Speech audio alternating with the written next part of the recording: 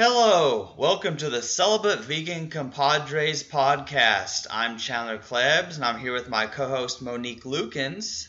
And today we're going to be talking about how there are important issues that are not really covered by mainstream media. Like, you don't find out about a lot of things if you're just listening to radio or reading newspapers or watching TV. You hear a lot of interesting things. You hear who won the World Series. You hear all sorts of political stuff, but you don't hear about anything that matters. And so yeah, I totally agree. There's a lot of important things the media doesn't cover. And Monique, you suggested this topic that we talk about this. So what would you like to talk about first? Absolutely. Absolutely. But they do cover my show, The Apprentice, and all the racist remarks that I make because, well, that gets coverage. Totally. I'm playing, okay. I'm I'm like, playing whoa, Donald Trump. accent. Yes, who can play Donald Trump at this point because he's getting so much media? But actually, he's not getting as much media as he should on valid, important issues such as the sexual assaults that he's being accused of, including this 13-year-old who has tried a handful of times to get justice. And people are saying, oh, she's just an opportunist. And she's not getting the amount of coverage that is due. And why is this? Because the media, they're afraid of sexual assault, number one. Number two, they want to get as much as many ratings as possible. So I feel that they don't want to turn off Trump supporters and they just want to talk about the election. But it's so important, as we shared in one episode. The sexual assault accusations on both parties, it's just terrible. Um, and I just feel that the topics that the media covers are just ones that they feel that they could just keep banging over the head with people, and they'll make their money from their advertising, and they'll do what they have to do, because I do feel that they are controlled to a certain extent by various what should we special interests, if you would. In fact, many people are saying that the Clintons have a stronghold on the media, especially NBC. So I haven't looked into this, but this is what many people are saying. Um, yeah, celibacy, veganism, these topics, they're not discussed in mainstream media. Why is that? Because they're unpopular and they feel that unpopular topics are not going to get a lot of ratings, and they feel, again, the special interests, they don't want these topics to be discussed, because in the end it's all about dollars. And how does veganism make dollars for them? Well, it doesn't, because no, I mean, there's smaller companies that are raw vegan or organic or veganism, but they don't they don't have a lot of advertising dollars. You'll see these companies possibly advertise on the internet, but that's it. They don't have enough, they don't have $1 million to plunk down for a Super Bowl commercial, or or really any regular day, maybe on cable stations, but not mainstream media. And we're talking like the big ones: NBC, ABC, CBS, and Fox.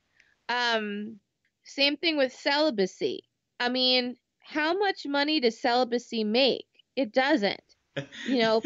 People people aren't like buying condoms if they want to be celibate. They're not buying love stuff, so to speak, beer and all that good stuff that they put attractive people, like that they want to try to get your sex drive going. Oh Um, yeah. un- Unfortunately, though, as we've talked, we're not against having relationships, but as far as intercourse is concerned, well, you've heard us say time in and time again that this is not a necessary thing, and it's actually harmful.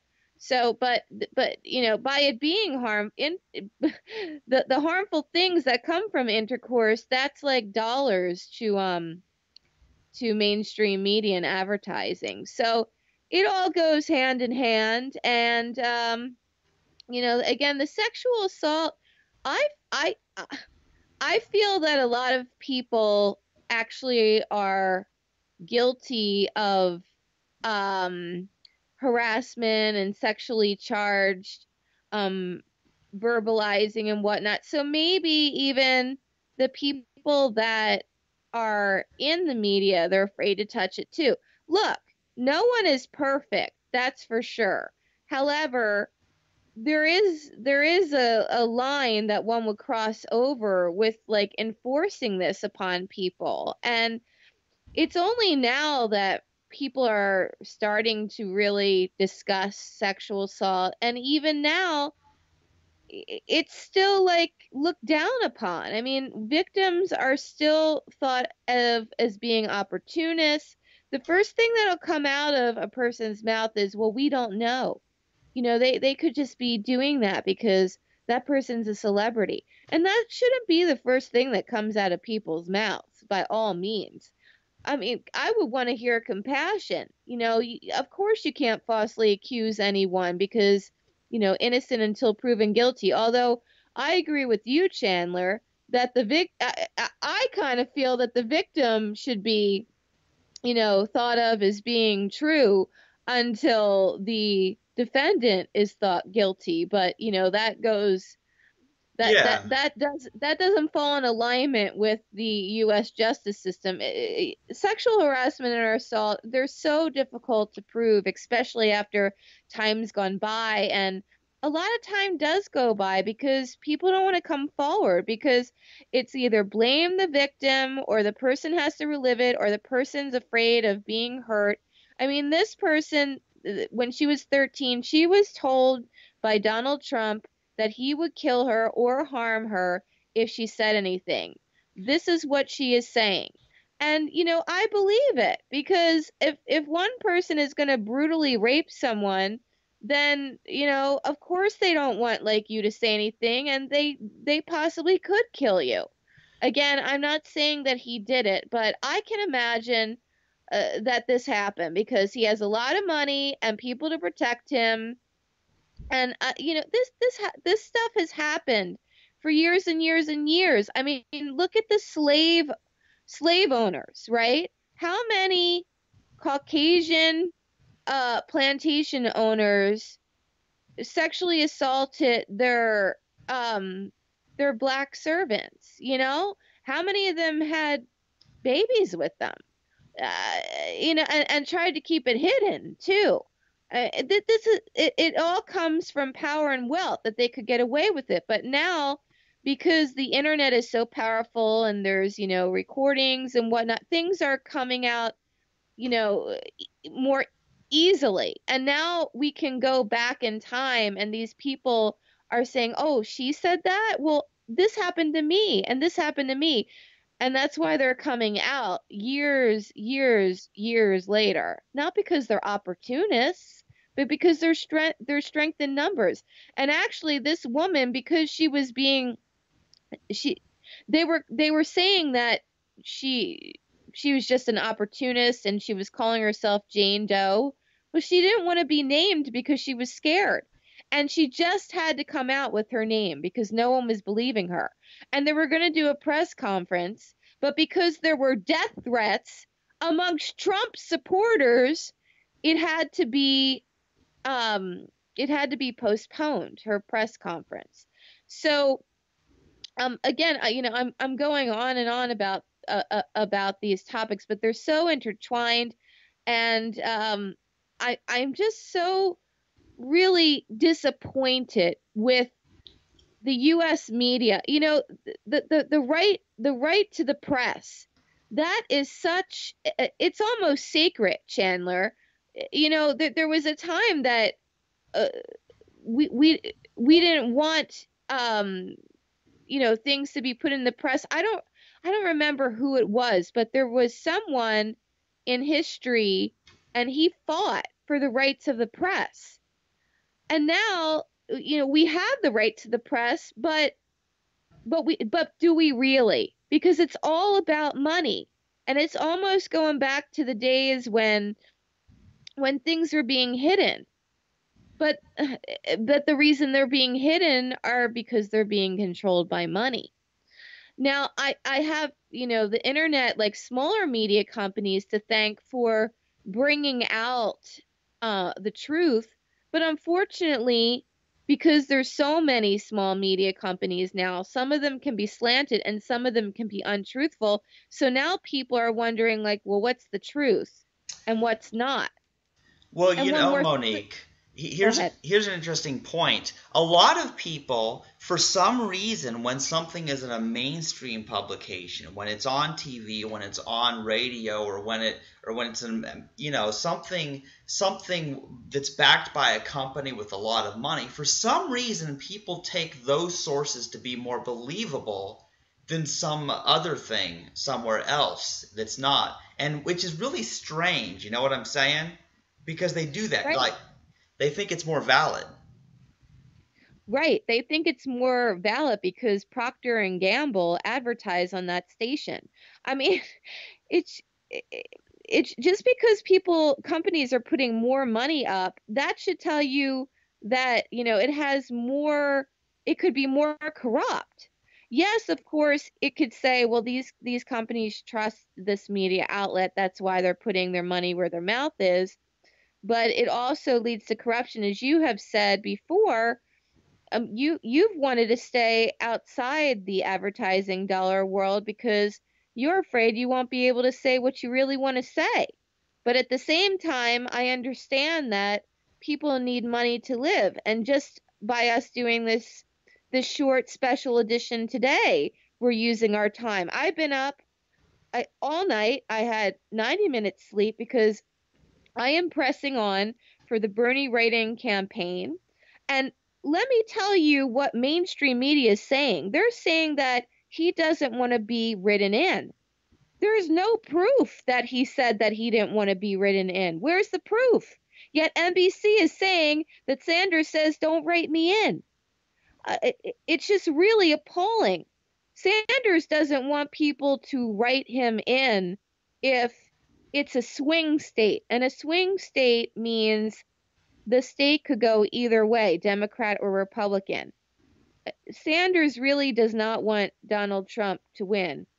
And personally, I feel that he does want to be president, but he did what he had to do and he went with Hillary, possibly because he was threatened, either physically or monetarily or other Yeah. See, reasons. here's the deal. Here's the way I figure that Bernie Sanders doesn't really support Hillary Clinton. And look, I'm a complete ignoramus of politics. But if he really was supporting Hillary Clinton, he wouldn't have tried to run for president himself in the first place. Oh, absolutely. And when she was making her speech and whatnot, I mean, he was very somber. And then later he's like, well, I'm a serious person. Well, that's true, but I've seen him smile and whatnot. He was truly upset. That DNC completely was rigged. All the WikiLeaks emails are coming out now. There was absolute voter fraud in California. There's some sort of a lawsuit going on in San Diego right now.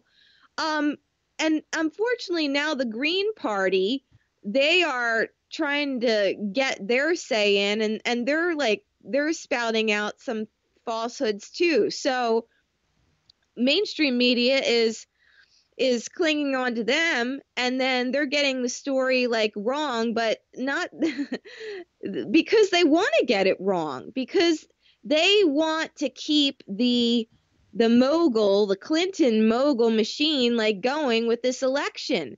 Yeah, but because probably the Clintons are paying a lot of money. They have a lot of money through their foundation, and that is why she may seriously be indicted. And why now is she going to be indicted instead of when the FBI was investigating her the first time? Because of the WikiLeaks. They need to save their patootie. Now they know that they've been exposed. The FBI is in bed, so to speak, with what happened with the Clintons. But but they so now they're backpedaling. Everyone's backpedaling, and that's what's happening.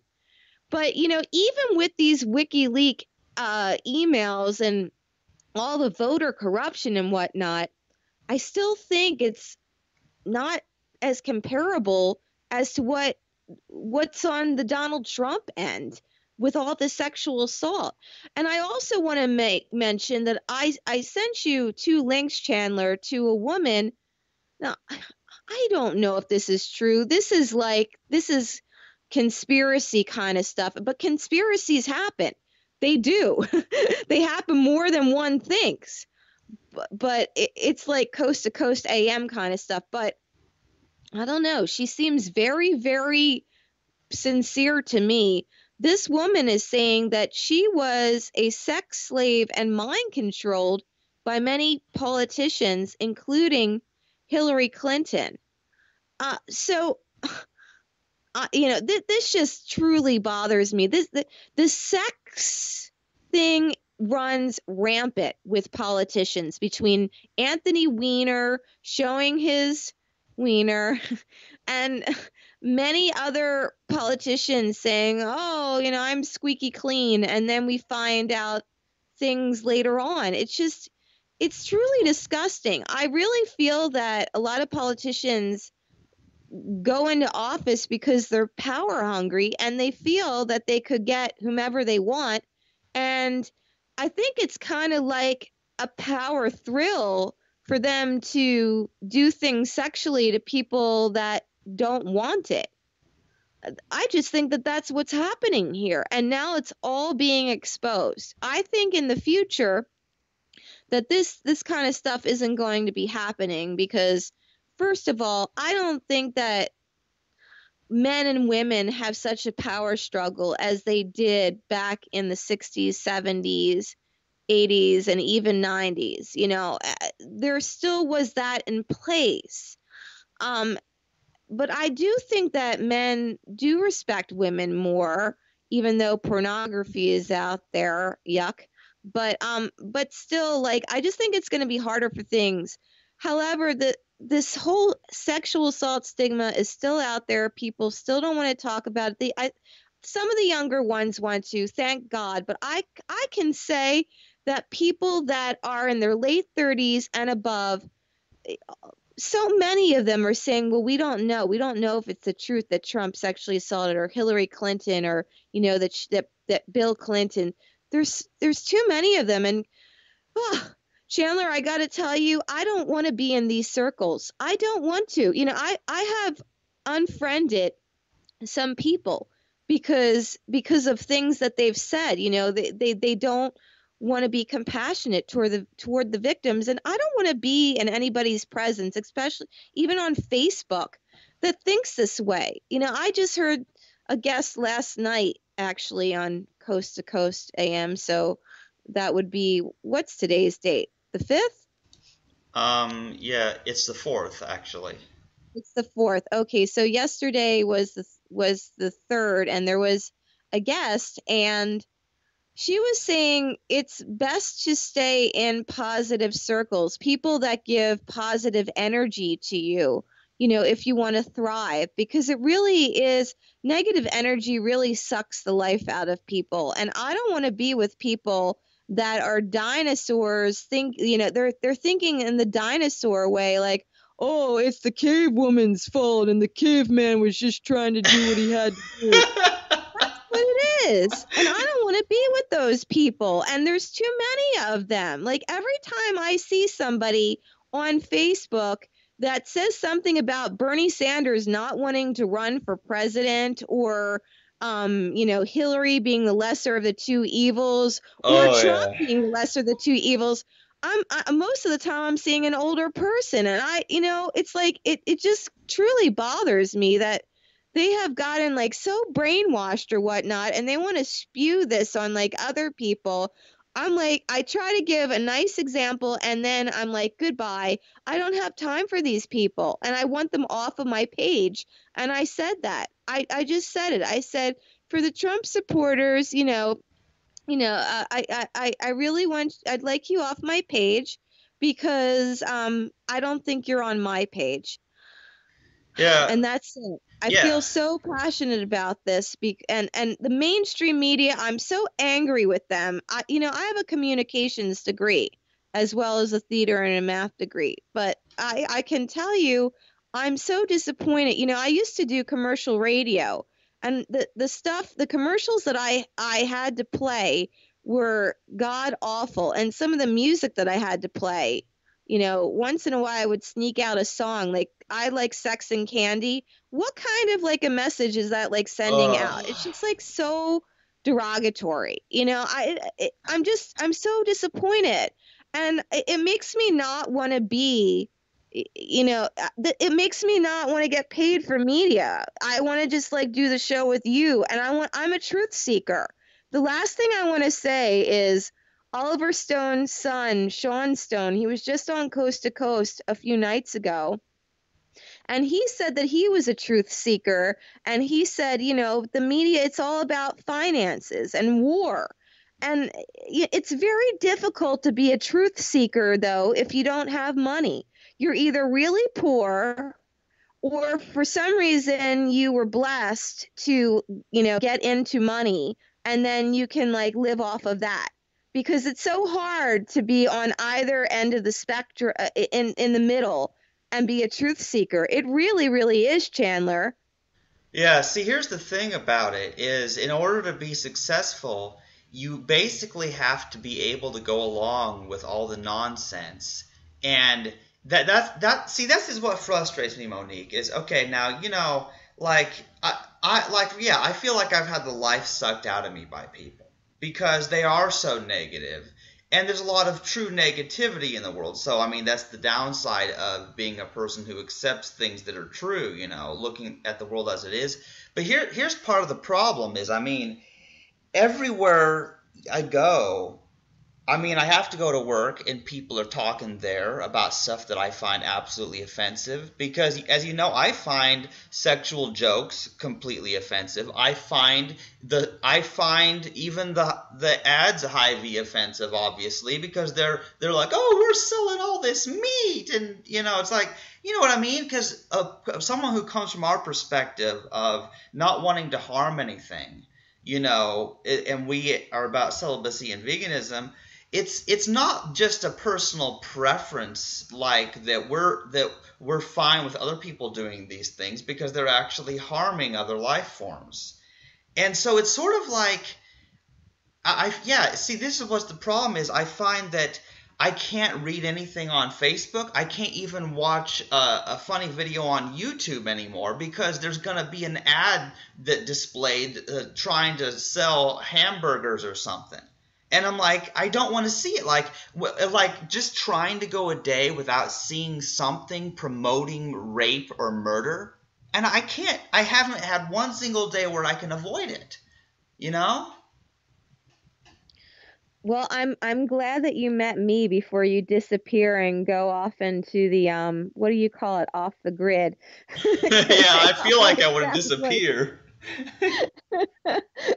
I'm glad I know where you live, because I can visit you one day and be like, hey, I haven't heard from you in months. Oh, I know. Yeah. See, here's the deal. You may have noticed, Monique, that I have been less frequent in being online anymore. I mean, I've I been so, did. yeah, I've been so busy. Plus, recently there are two other things that have really gotten me upset. Um, there was the Halloween thing, you know, um, and I've really been really quite disturbed at how everyone loves to celebrate fear and death. And I always get depressed this time of year. This happens every year. Like from October through December is the absolute worst time of year for me, and I tend to get really, really depressed.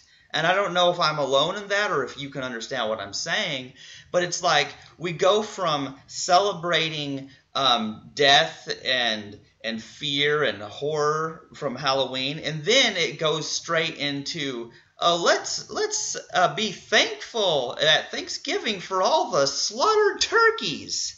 You know, I mean, that's what people are like. And then we got this Christmas mixed in with a whole bunch of commercialism, mixed in with some stupid Santa Claus myths. And the whole thing, I hate it. I want to opt out from all of it. I don't want to hear about holidays, you know? I mean, and so I get this way. So I hope, I know I'm kind of cranky right now, but hope you understand. I do understand. I must admit that I like dressing up in costumes, but I'm not for the whole gory thing and never have been. I like beauty. The only thing I could say is, you know, in the end, we do, our body, you know, turns to ashes, and, you know, we're probably, you know, not looking very good as that happens. Yeah.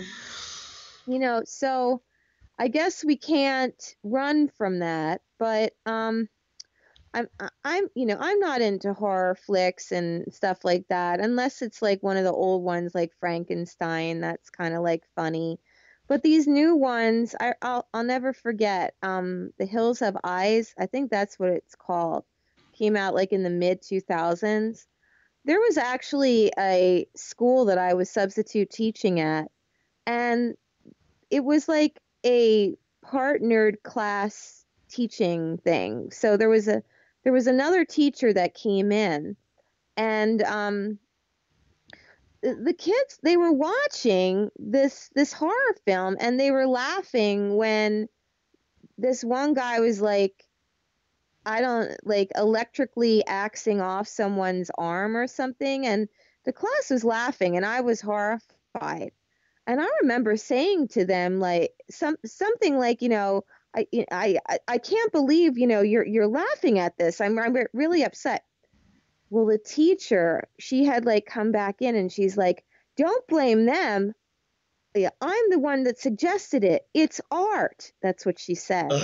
Well, I had to keep my mouth shut because here I am, like a guest teacher, and, you know, there's only, I make a wave or something and I'm never going to like work at that place again. But I mean, I was really appalled that that was being shown and that they were laughing. Now, I do know that laughter could be a defense mechanism. I do get that. But at the same time, like, it seems like these horror films have desensitized us. And I must say, because I'm somewhat of an emotional person. I say somewhat because I used to be way more emotional. You know, I mean, one of the reasons, like, I guess theater, I gravitate to theater is because I do feel emotions. But what I wanted to say is sometimes I feel it's better to be desensitized because you protect yourself that way. Otherwise, you're going to be like bawling every minute, you know, when something sad comes. But at the same time, desensitizing too much, I just feel that that's bad for our society in general. So these horror films, they're made in mass quantity because they're cheap to make, number one, and it's all about money.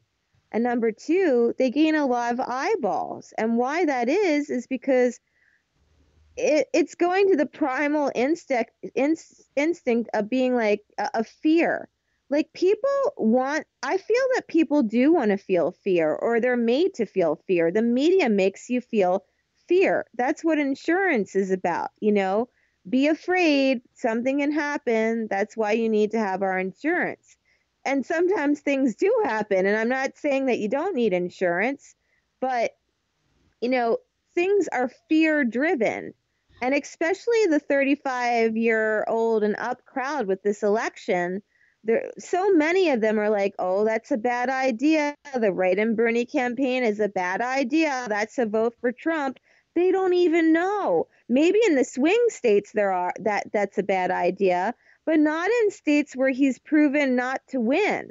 I mean, if he only has like 5% of a state, if you write Bernie Sanders instead of Hillary, you're not going to make Trump win. But people don't want to like get into it. They don't want to understand because they're so fear-based from the media. Well, yeah, see, the whole thing about politics is fear-based. Just like with business, it's all about scaring people into doing things.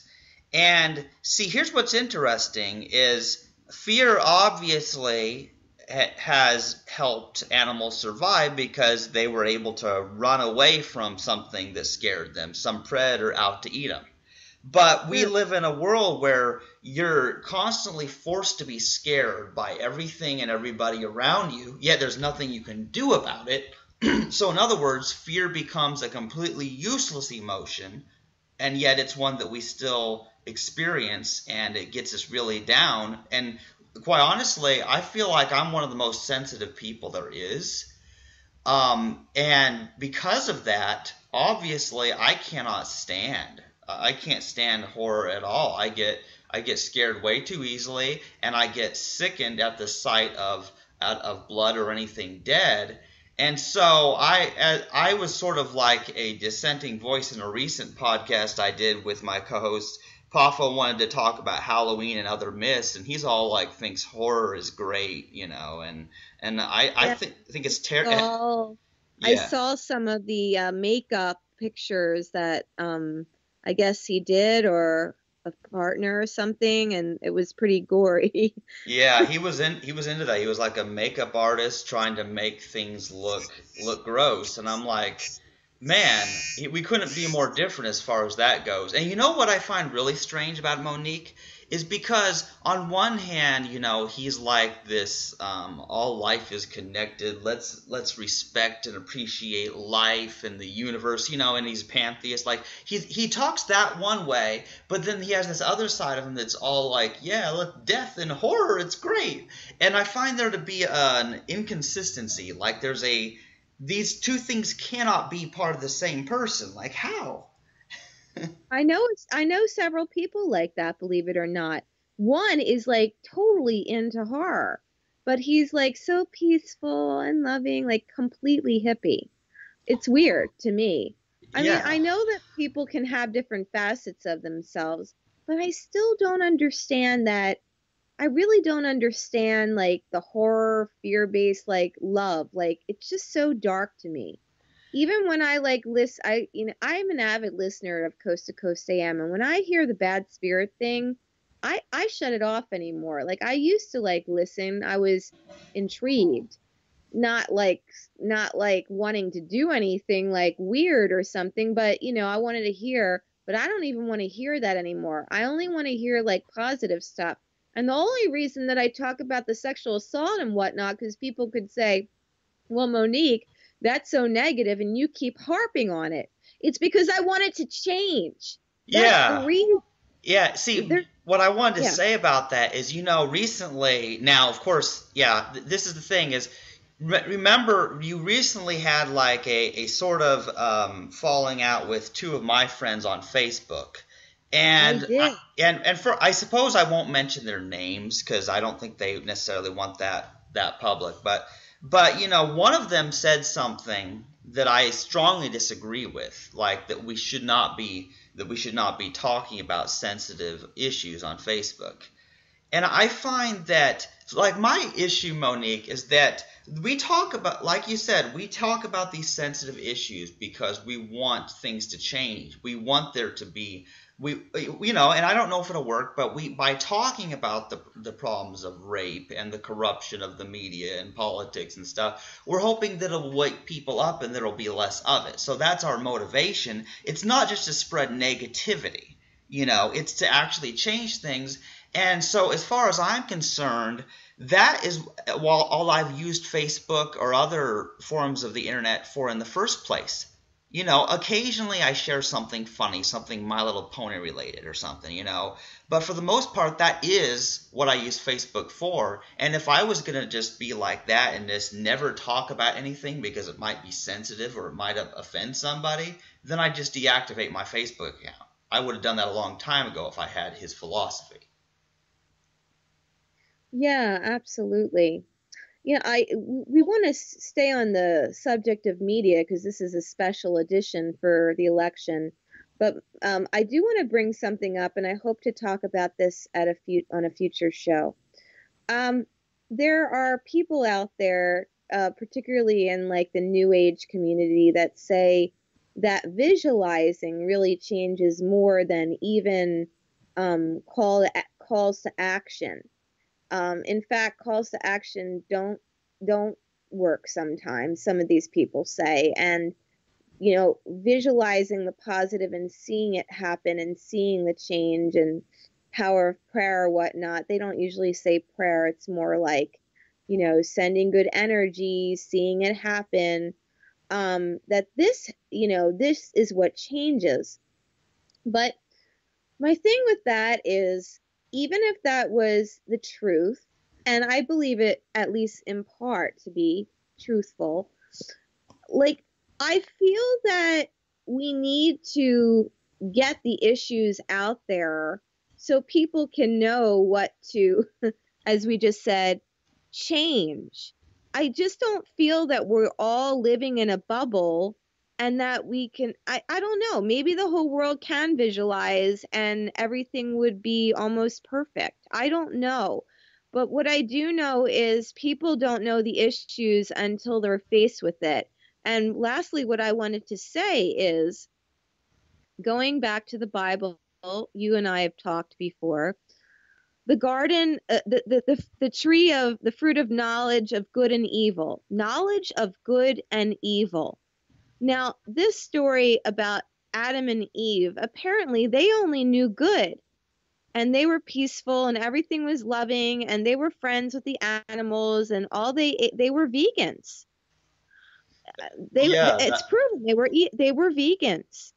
And but once they ate the apple, then they saw things, like their eyes were opened. What were their eyes open to? It doesn't completely say. I mean, my AP English teacher would say, well, it was sex. But like, I think it was more than just that. Well, they noticed that they were naked. But knowledge of good and evil is not just sex. Evil is anything that's negative. So they saw that. And so I really would love to know, because I've been listening to people on Coast to Coast recently, like talking about how, I hate even saying his name, but how Lucifer was actually a good angel and just it was kind of like, he was more of like a truth seeker, and he just didn't want to fall in line, and that's why he was like cast out of heaven. And I thought about that, and I definitely don't want to be like worshiping him. I mean, being a Satanist or Luciferian, that's very, very dark. But I would like to make the connection that, isn't it like, was it better for us as humans to only know good, only know positivity, or was it better for us to know the black and white, the good and the evil, to know what we want in the end is good? It's like, it's just so confusing to me, and I'd like to talk about that on another episode. yeah, that would be a I long never would talk. have thought that I would have actually thought like, Lucifer, really? Like, I don't want to give him the time of day. But, when you put into that perspective, I'm like, because that's like, I mean, you are an academic of sorts. You're like a philosopher, and you're a thinker and stuff. And it's like thinkers are good. Like we think of solutions and whatnot. Thinkers could also be bad. They could think of the wrong solutions or have their minds so open that like bad things start to happen. As I heard in one of your episodes where, there was someone who was trying drugs and, this person freaked out or whatnot. Yeah, that's But right. It's weird what it can do to you. but it's like I have 3 college degrees. I studied and studied and studied, and I noticed that I'm not as happy as some of the people that like didn't give a darn in school and they la their way through life, I mean, people that have more intelligence, we have a lot more to think about, which probably doesn't make us as happy. Well, yeah, I mean, I've said that before too. Yeah, see, Yeah. here's what I have to say about that, Monique, is it's true. The more intelligent you are and the more educated you are, the more depressed you'll be. And so it's very interesting because, see, so it makes you wonder about which is better. Is it better to just be some ignoramus that's happy all the time because you're not aware of anything wrong and your life's fine, or is it better to be educated, so that you aren't actually causing suffering to others? Because see, that's the thing about it. Of course, I would be happier, let's say, if I was one of those idiots who didn't care about who was being raped, and I didn't care about the animals, and I was some carnivore who just believed that they didn't feel pain. Sure, I would feel happier if I was that stupid, but then I would be causing unhappiness to others. So it's sort of like those of us who become educated, about this, we make a sacrifice, and in a sense, it's almost like we take all this pain on ourselves. But in the result of that is that we dish less pain out on others than we would if we were just ignorant. You're right about that. And we should discuss this on another show, but getting back to the media, there's many people in the media that have a very low, what's the word? Low, they don't think very highly of their audience. And that's why they go to, the lower base, the common denominator, and they don't it's dumbed down for the lowest common denominator. And that's why too we don't see a lot of more serious topics that are important, but they don't feel that they're going to make money. So I just really wanted to talk today about how the media, how it works, how I'm disappointed in mainstream media. I'm disappointed how they're not talking about Sanders, and when they are talking about Sanders, they're saying he doesn't want to write you in. They're skewing the information, and that's like the number one rule of journalism. Gosh, you're supposed to be impartial, which is actually hard for me, because if I know like something, if somebody's like giving a lie or something, I want to full out like say, nah. But in this case, it's like, how could they be saying that Sanders is saying, don't write me in their like head title, when he never even said that, or they're taking it out of context? It is so wrong. And it's wrong what they do to like subjects that matter. And I truly feel that I understand that you deem yourself as an atheist, and I understand why you do that, because you don't want to confuse people. But I want to say, without being religious or whatnot, I do feel that, owning your spirit, having some sort of sacredness about this life is important. I had a friend come over from Sweden one time, and he said, oh, your country is lacking like spirituality. You can see it in people's eyes. And that's true. I think we have a zombie nation. We have people kind of just walking around, and many people, they just don't take there are joys of life, and there are sanctities, and we're just kind of like messing people up, and it's horrible. And I do see though, like the younger people, they're caring more, and which is why Bernie Sanders had all his followers. But I'm still concerned that some of them are disenchanted. But yeah, I just want to put that out there. We really need to we just need to look in people's like souls, and we don't do that. And that's why I think that there's so much ugliness out here, because money doesn't have a soul. Money is used by people, and money will either do good or it'll do evil or somewhere in between. But if you make conscious decisions with your money, that's how this world is going to turn around, because most people don't want to be in a communist society. They think that it doesn't work. It could work, but it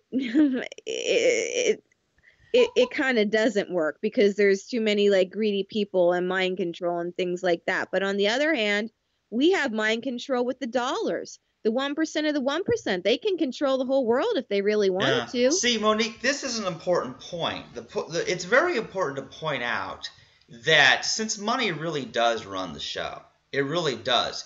Ultimately, it is dollars that determines who becomes president, what laws get passed or not. It's all money.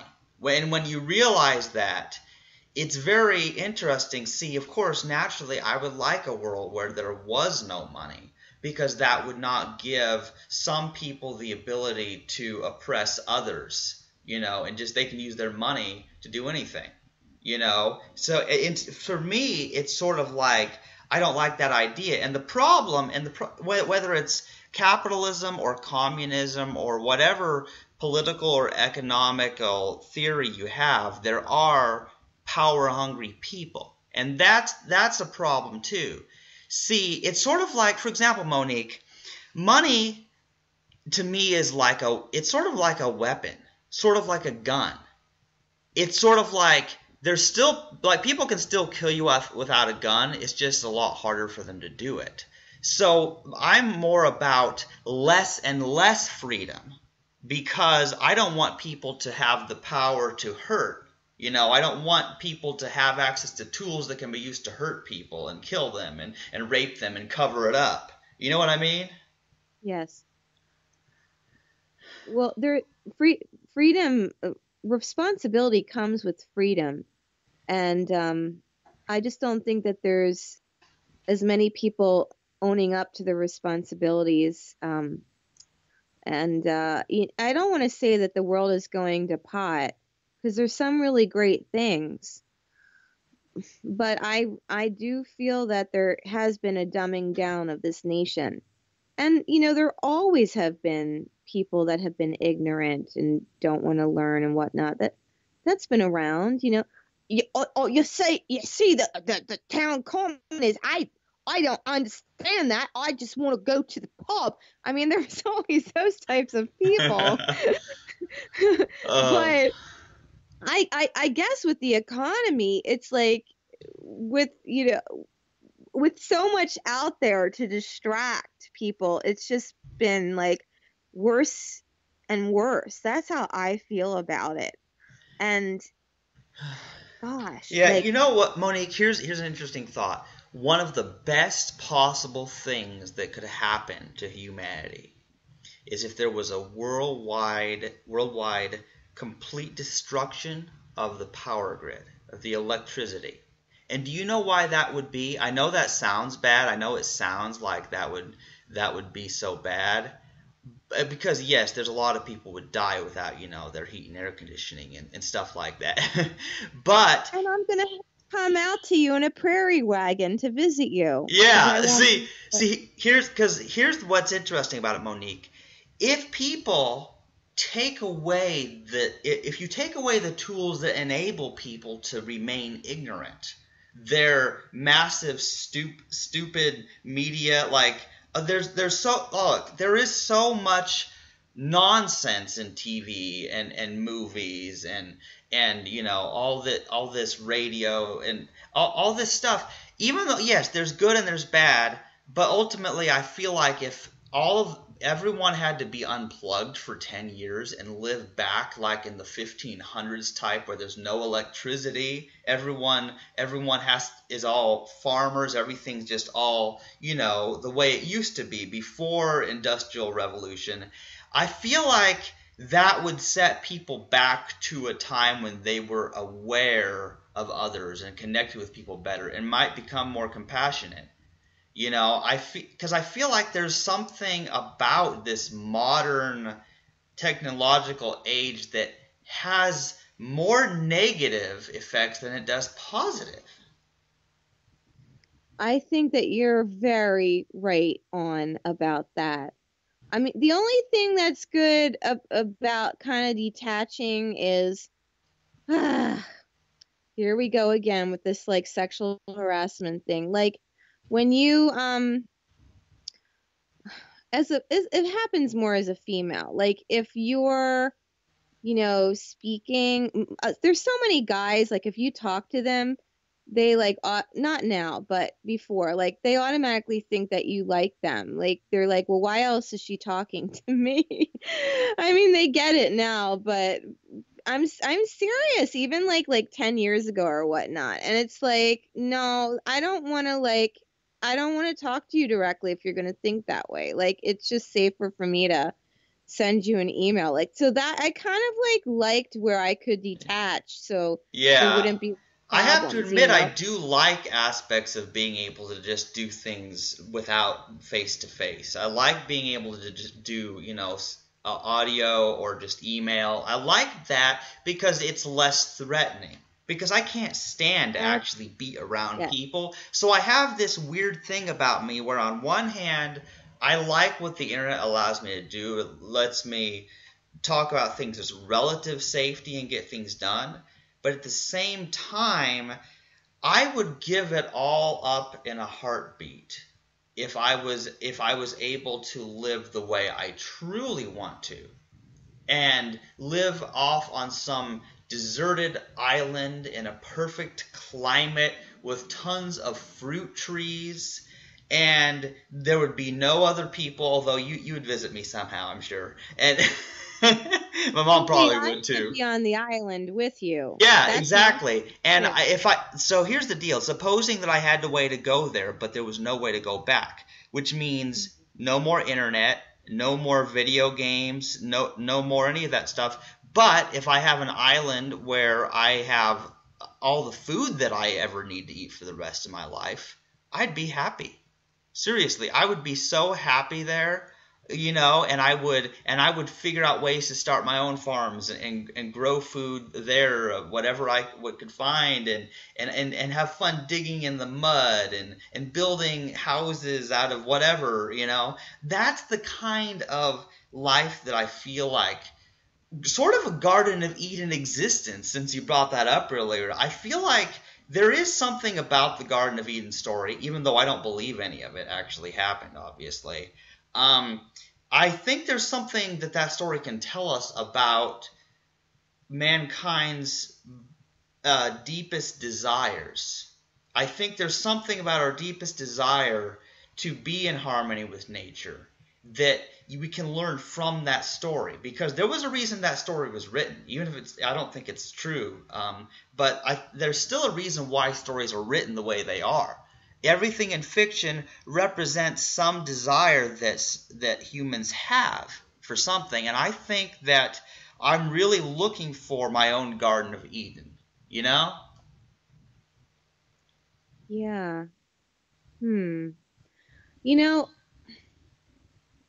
I guess some people can, but I still think that like it's nice to have a partner. But one thing, Ron Hubbard, on Scientology, I took a course, I didn't complete it. I was like pretty frightened of them, and they still send me mail. Like it's been over 10 years and they still send me handwritten mail. It's scary. But anyway, yeah. There something he said was like people want to belong to groups. And I don't completely agree with that, because one person, as long as they like understand me in full, that's good enough for me. 'Cause I mean, but I will say that, like, I want a group to like me. I don't want a group not to like me. I don't like conflict. I really don't. It's interesting because years ago I was making some songs and whatnot, and people said, "Oh, this is controversial. These are you're selling controversy." And I didn't even mean to do that. It's how I felt, because I like shrunk away from like controversy. Whereas like Madonna, I believe she knew what she was doing. She wanted to put controversy because controversy sells. Sex sells, controversy sells, which brings us back to the media. The controversy that's happening right now between, Hillary and Trump shouting at one another, and the things that are, happening. She may be indicted by the FBI, and him with all his like baggage and whatnot. This is selling media, and yeah, they thrive on it. But I really don't like conflict and controversy. I want things to be peaceful.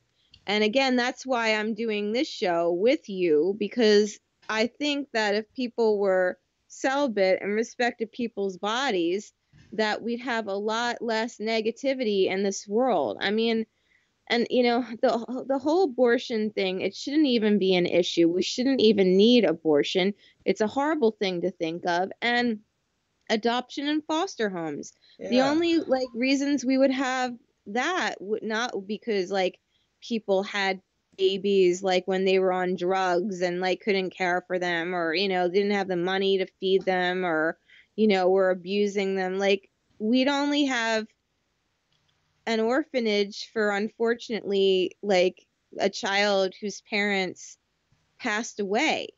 There'd be Yeah. no reason for them. Yeah, exactly. Like I agree with what you say, Monique. And see, here's the deal. I spent so long, talking about the abortion issue, and I was all upset about it for like 3 years. But finally, I realized it's like, well, what's really going on is that as long as people continue to as long as people keep having sex, here's the problem.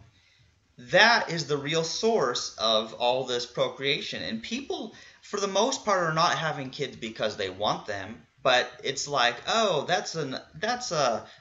it's like they view it as an unintended consequence of them having sex. And what they really want is the sex, and they don't want the children. And then that's where the whole birth control thing came in. And then I feel like it was bad for society in so many ways, and so many people would disagree with me on that. But I feel like it's sort of like here's a good example of how I feel about birth control, because I don't want to. I hope I'm not getting too off topic, but it's sort of like if somebody, instead of saying, like, people instead of quit smoking cigarettes, they just invent a new drug to sell to people so that they can keep smoking, and yet it reduces their lung cancer risk or whatever. That's what I view birth control as. It's like, why not just stop the harmful act rather than doing the harmful act and then trying to have to buy some other thing that helps reduce the negative effects you want of that act? Why not just stop the act? It seems so simple, especially to an asexual who doesn't care about sex. But is there hope for other people? Yeah, that's such a valid point. The smoking, people are doing the vaping.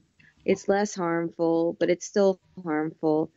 I mean, I agree with you. I really truly don't know why people feel that they need to have sex. I mean, because beyond the traditional, beyond the like, oh, if you're married, you have to have sex, you have to have a good sex life.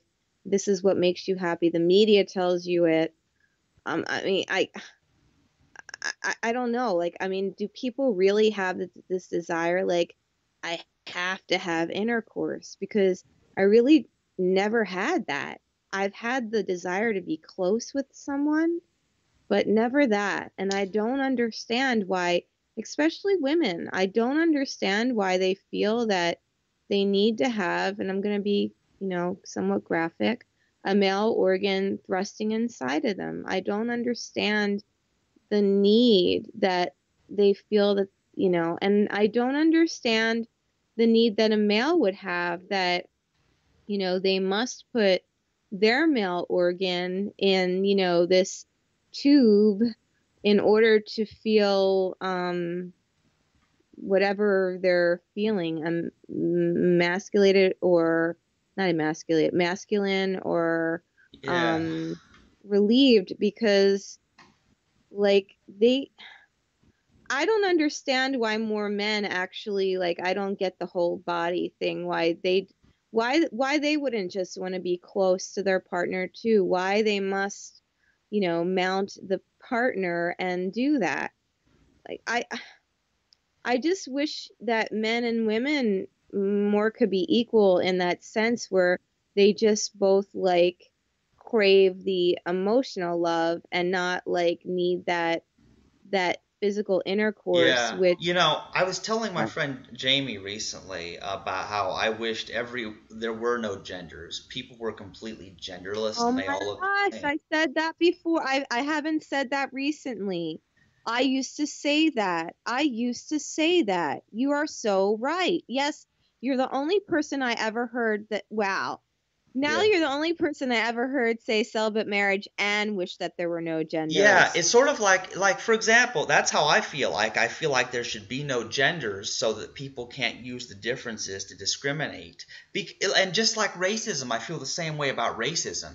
Like you have the blacks and the whites hating each other because they're a different skin color. So how about we just turn them all purple? They're all the same color now, so they can't be racist. It's brilliant. That's like Mr. Rogers' Neighborhood, if you ever saw that Oh, I show. have He had seen that when I was a kid. and But yeah, that is how I feel, Monique. I feel that, like, for me, now personally, Monique, gender and skin color, those things are not a problem for me, obviously, because I'm not some sexist racist, obviously. It's not a problem for me. But basically, how I feel like is I want to take away the opportunity for people to discriminate and to hate people based on difference of appearance. So they can't do it. See, because I'm anti-freedom. yeah, yeah. I wish there was only well, if we oh gosh. If we were to say I wish there's only one race, that makes us sound racist actually. I know, but it's not because we're eugenicists. We're not racist. Like we're not saying that we want to kill people who are not of our preferred race. Rather, I would just like to, like some magic that converts everyone to be about the same so that people can no longer use their eyes in that way. See, because my thing, Monique, is I feel like there was this something, I just have to say this, okay? I was watching this one episode of Little House on the Prairie many years ago, and I don't remember the plot of almost any of those episodes, but I do remember this part. There was this one character, I think her name was Harriet Olsen, and she was racist against black people. And the blonde-headed girl. Actually the blonde girl was Nellie, Harriet's daughter. Okay. But Harriet herself was racist and was mean to like these black kids and see there was this boy, he was blind. He was black, but he was blind, so he didn't know he was a different skin color than anyone else. And so he couldn't understand why Harriet seemed to hate him. And so he asked someone about it, and I don't remember the exact wording, but basically after he learned that just based on a difference of skin color or appearance, he said, well, maybe it'd be better if everybody was blind. Like if people are going to like, oh, this person looks different from me, so I don't like them and I'm going to be mean to them, then we're better off blind.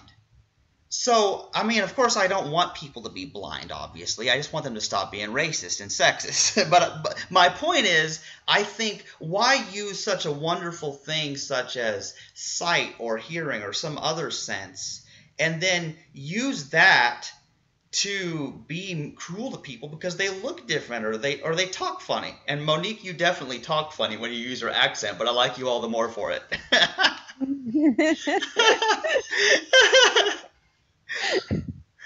Which Oh. one? Yeah, but yeah, seriously, there's so many things we need to talk about in future episodes. We've been going for an hour and 5 minutes, though. I guess we really need to wrap this up. Yes, our special edition went more special than we thought. Yeah, So we never know what we're going to talk about. we hope that you connect with this. And we know that our listeners are you're intelligent. If you're listening to this show, you're intelligent. I hope I don't sound pretentious, but I do feel that you're either intelligent, sensitive, and or both, and probably a lot other positive things as well. And we just hope that you'll spread this message. And we need people power to make the world straighten up, because we can't all be lawyers and politicians. We have to change what we can in our neck of the woods. And and we have the ability to do this on a worldwide basis because we're on the net. That's one good thing that with the internet. So Yep. Yeah, it's great. Yeah, I thank you for listening to Celibate Vegan Compadres. We've talked about some important issues, and I hope you've learned something. And send us your comments, people. We'd love to hear it. If you're an American voter, please make an educated and compassionate decision when you go to the polls. Don't just rely on mass media. Do your own research and look at what these people stand for. If someone is calling 25 women liars, even if the person is innocent, I don't know. It doesn't sound so compassionate when you're saying liar. I mean, if 25 people said something about me and it wasn't true, I would be more reserved to say, it's not true. I'm so sorry that this is happening because I want the best for this country. At least that's how I would act. I wouldn't go, liar, I'm going to sue you all. Because just with that temperament alone, it raises some questions. It truly does. So just make an educated decision and don't rely on the four big media outlets for you to make that decision. Please. Yeah. And something else I would like to add to that, Monique, is don't let whoever you vote for. That's one thing, but there's a much larger point that I want people to think about before I close this. Is don't just let voting in an election every 4 years be the extent of your activism. Don't let that be the only thing you do in your life that impacts people every 4 years, voting or something. What about the way you live your life every day, the people you interact with every single day, the stuff you educate yourself with? Every day is an experience where we impact others. And so we don't have to do it through politics. If you can do it through politics, great. But if maybe some are more like me, that they just work more at a personal level with people talking about important issues. It's a beautiful comment to end on, Chandler. Thank you so much for doing this special election edition, talking about mainstream media and how it needs to change and how you need to put your intellect to the grinder and see what is the truth. We're looking for truth seekers to make a better world. Yeah, I don't think we could end with anything better than that, Monique. Happy election, November 8th. It's my birthday, too. It's my birthday. It's my birthday. Okay. Bye-bye, everyone. Bye-bye.